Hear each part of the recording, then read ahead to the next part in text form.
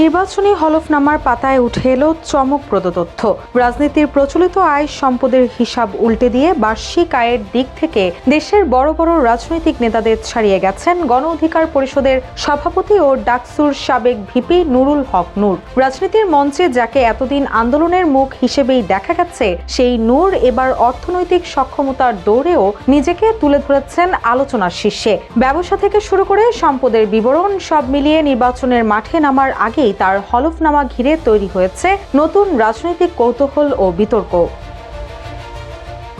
নির্বাচনের হলফনামা অনুযায়ী নুরুল হক নূর পেশায় একজন ব্যবসায়ী। তার বার্ষিক আয় 20,40,048 টাকা, যা বিএনপির ভারপ্রাপ্ত চেয়ারম্যান তারেক রহমান, জামায়াতে ইসলামীর আমির ডাক্তার শফিকুর রহমান এবং এনসিপির আহ্বায়ক নাহিদ ইসলামের বার্ষিক আয়ের চেয়েও বেশি। 31 ডিসেম্বর নুরুল হক নূরের নির্বাচনী হলফনামা বিশ্লেষণ করে এসব তথ্য জানা গেছে। হলফনামার তথ্য অনুযায়ী নুরুল হক নূরের ব্যবসা থেকে বার্ষিক আয় 15,85,426 টাকা এবং অন্যান্য উৎস থেকে আয় 4,54,622 টাকা।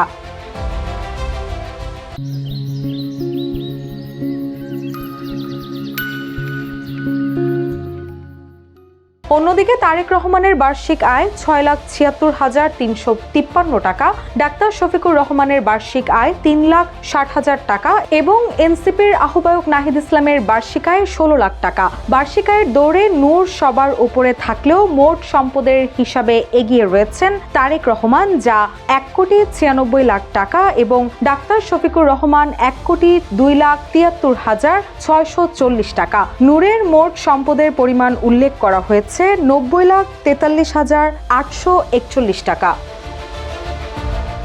সম্পদের বিবরণীতে দেখা যায় নূরের কাছে নগদ 28,38,217 টাকা এবং ব্যাংক ও আর্থিক প্রতিষ্ঠানে 2,89,313 টাকা জমা রয়েছে। তার শেয়ারে বিনিয়োগ আছে 2,75,000 টাকা এবং উত্তরাধিকার সূত্রে প্রাপ্ত অন্যান্য আমানত রয়েছে 55,80,311 টাকা। এছাড়া নূরের 82 ডেসিমেল এবং তার স্ত্রী মারিয়া আক্তারের নামে 3 একর কৃষি জমি রয়েছে। দায় হিসেবে নূরের 3,88,160 টাকা দেনা থাকলেও কোনো ব্যাংক ঋণ নেই। নূরের স্ত্রী মারিয়া আক্তার পেশায় একজন শিক্ষিকা, যার বার্ষিক আয় 1,91,880 টাকা এবং মোট সম্পদ 12,66,818 টাকা।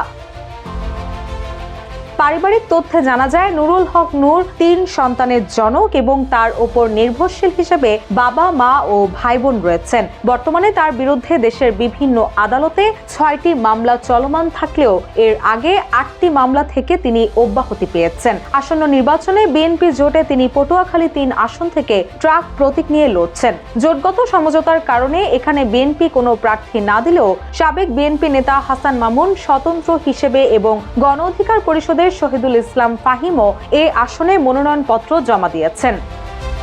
রুশা সুর, নিউজ ডেস্ক, ইত্তেফাক।